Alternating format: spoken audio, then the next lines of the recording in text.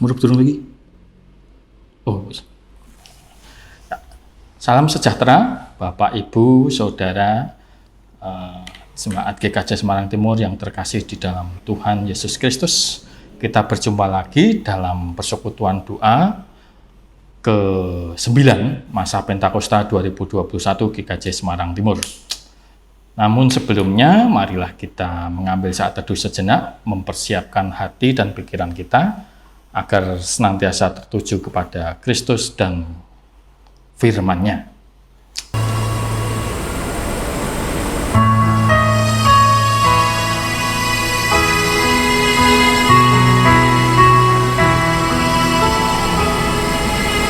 Jadilah Tuhan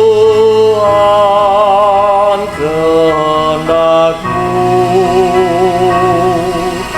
Kaulah penjunanku tanahnya. Bentuklah aku sesuka-Mu,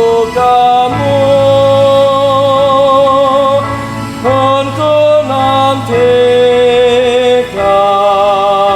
dan berserah.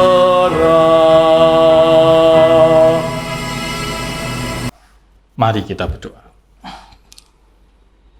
Tuhan yang kami sembah dalam nama Tuhan Yesus Kristus, kembali kami menghadap kehadirat-Mu. Kami bersyukur untuk penyertaan Tuhan yang sampai pada hari ini terus kami rasakan. Kami percaya bahwa semuanya boleh terjadi oleh karena kemurahan Tuhan. Saat ini Tuhan, kami di dalam persekutuan doa online ini, kami akan bersama-sama belajar akan firman-Mu, menyelidiki dan mengerti akan kehendak-Mu. Dan biarlah Tuhan sendiri akan mengubahkan diri kami, kehidupan kami, cara pikir kami seturut dengan firman-Mu. Kami menyerahkan doa ini Tuhan, hanya dalam nama-Mu. Tuhan Yesus Kristus kami telah berdoa dan mengucapkan syukur. Amin. Ya, bacaan Alkitab pada malam hari ini diambil dari 1 Petrus 1 ayat 13 sampai 19. 1 Petrus 1 ayat 13 sampai 19 yang demikian. Sebab itu siapkanlah akal budimu, waspadalah dan letakkanlah pengharapanmu seluruhnya atas kasih karunia yang dianugerahkan kepadamu pada waktu pernyataan Yesus Kristus. Hiduplah sebagai anak-anak yang taat, dan jangan turuti hawa nafsu yang menguasai kamu pada waktu kebodohanmu. Tetapi hendaklah kamu menjadi kudus di dalam seluruh hidupmu, sama seperti Dia yang kudus yang telah memanggil kamu. Sebab ada tertulis, kuduslah kamu sebab aku kudus. Dan jika kamu menyebutnya Bapa, yaitu Dia yang tanpa memandang muka menghakimi semua orang menurut perbuatannya, maka hendaklah kamu hidup dalam ketakutan selama kamu menumpang di dunia ini. Sebab kamu tahu bahwa kamu telah ditebus dari cara hidupmu yang sia-sia, yang kamu warisi dari nenek moyangmu. Itu bukan dengan barang yang fana, bukan pula dengan perak atau emas, melainkan dengan darah yang mahal, yaitu darah Kristus yang sama seperti darah anak domba yang tak bernoda dan tak bercacat. Demikian bacaan firman Tuhan yang mendasari persekutuan doa kali ini yang mengambil tema hidup kudus. Bapak, Ibu, Saudara yang terkasih di dalam Tuhan Yesus Kristus, hari Minggu yang lalu kita baru saja bersama-sama merayakan hari Pentakosta. Peristiwa yang terjadi selang beberapa hari setelah kenaikan Yesus ke surga. Pentakosta adalah peristiwa turunnya Roh Kudus yang menguasai dan memberi kekuatan pada orang percaya. Roh yang menguasai itu disebut kudus untuk membedakan dengan roh-roh yang lain. Dengan peristiwa Pentakosta, Roh Kudus dicurahkan untuk hadir dan menguasai hidup kita. Roh Kudus adalah spirit, penggerak, pendorong dalam hidup kita untuk hidup kudus. Lalu apa itu hidup kudus? Hidup kudus atau kudus sendiri berasal dari bahasa Ibrani, kados, yang artinya terpisah. atau tidak tercampur dengan yang lain. Tidak tercampur dari apa? Dari segala bentuk kecemaran yang mengganggu atau menghalangi hubungan kita dengan Tuhan. Artinya hidup kudus adalah hidup seturut dengan kehendak Tuhan. Bagaimana kita bisa mengetahui kehendak Tuhan? Kehendak Tuhan itu ada di dalam Alkitab. Untuk tahu kehendak Tuhan, berarti kita harus baca Alkitab.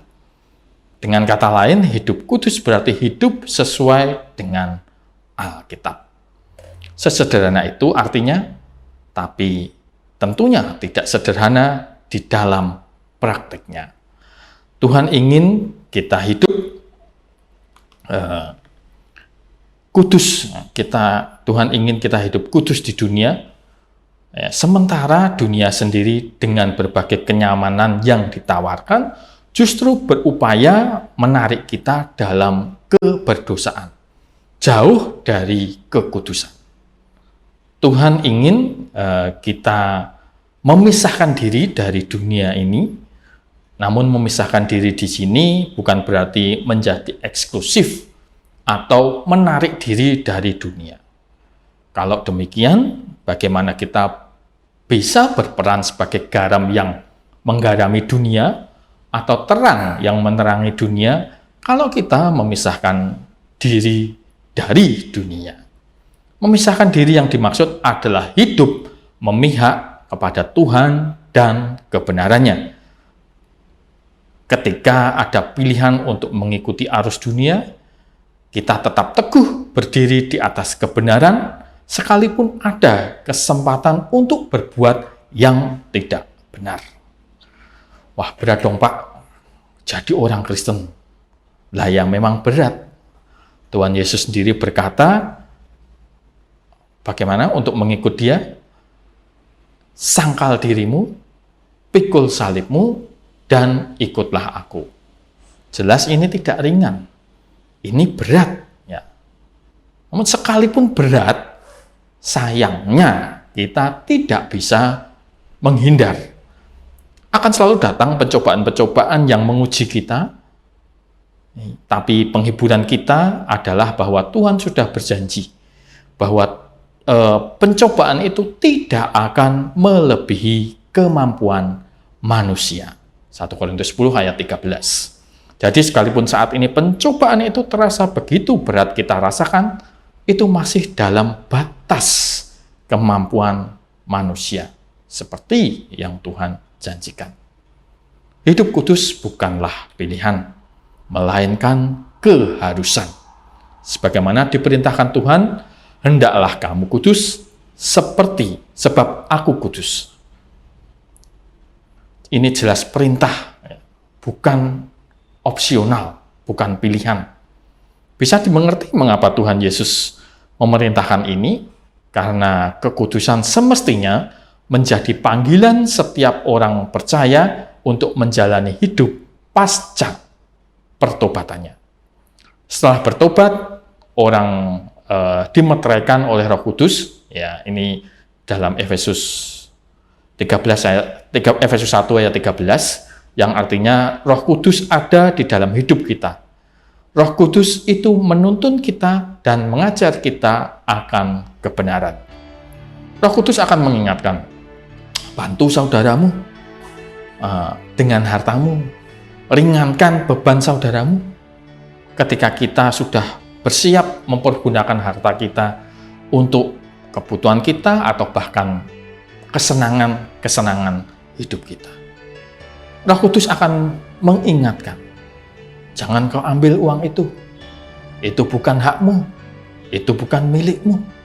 Ketika kita berkesempatan mengambil apa yang bukan hak kita, korupsi misalnya, sekalipun peluang itu terbuka lebar dan tidak ada orang yang tahu, Roh Kudus akan mengingatkan, tetaplah setia, tetaplah berpengharapan, mengiring Tuhan.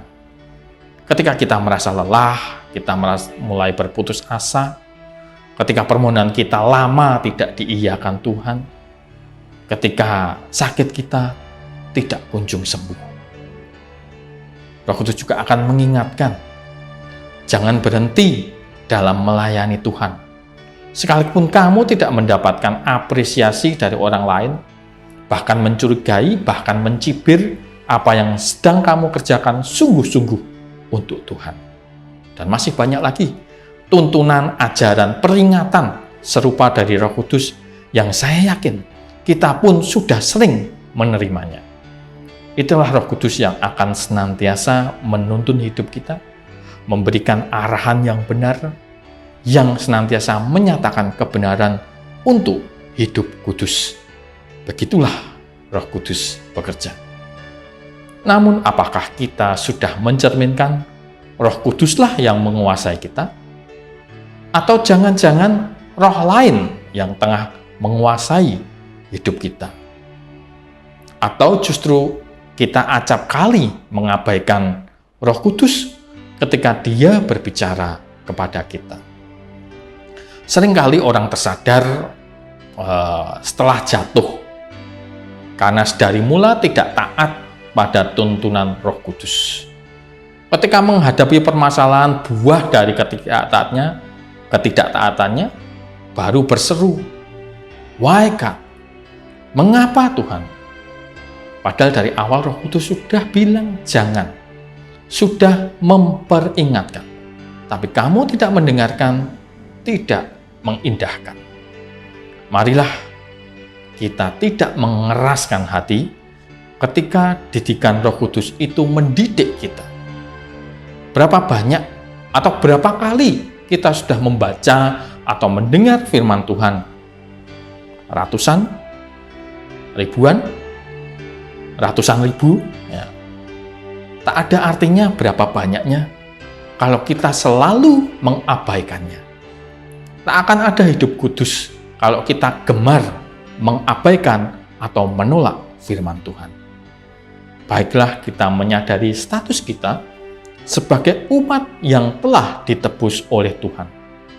Ditebus bukan dengan barang yang fana, bukan pula dengan perak atau emas, melainkan dengan darah yang mahal, yaitu darah Kristus yang sama seperti darah anak domba yang tak bernoda dan tak bercacat. Ditebus oleh Tuhan artinya kita menjadi milik Tuhan. Artinya hidupku bukan aku lagi. Menyenangkan Tuhan bukan lagi sebuah pilihan, melainkan keharusan. Karena memang hidup kita milik Tuhan.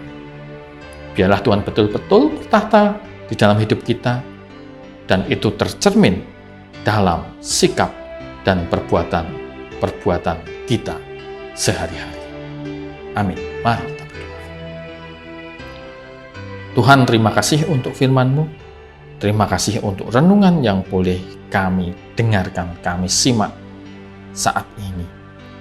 Kami boleh diingatkan kembali siapa kami. Kami sebagai umat tebusan Tuhan, umat yang telah ditebus oleh Tuhan dengan darah-Mu yang kudus. Sehingga kami tidak lagi menjalani hidup kami semau kami sendiri, tetapi kami mengikuti apa yang menjadi kehendak Tuhan sebagaimana yang tertulis di dalam firman-Mu. Ajar kami senantiasa Tuhan, untuk kami boleh menjaga hidup kami, menjaga kekudusan kami. Kami menjadikan Roh Kudus betul-betul bertahta di dalam hati kami, sehingga hidupan kami boleh mencerminkan Roh Kudus Tuhan ada bersama-sama dengan kami. Terima kasih Tuhan, pakailah kami sebagai alat-Mu untuk memberitakan firman-Mu, untuk menjadi saluran berkat bagi orang lain dan memuliakan nama Tuhan. Terima kasih Tuhan, kami menyerahkan doa ini hanya di dalam nama Tuhan Yesus Kristus. Kami telah berdoa. Amin. Ya, demikian Bapak, Ibu, Saudara yang terkasih dalam Tuhan, kita akan berpisah. Kita melanjutkan ibadah kita dalam kehidupan kita sehari-hari. Sampai berjumpa lagi. Salam sejahtera dan salam sehat untuk kita semua.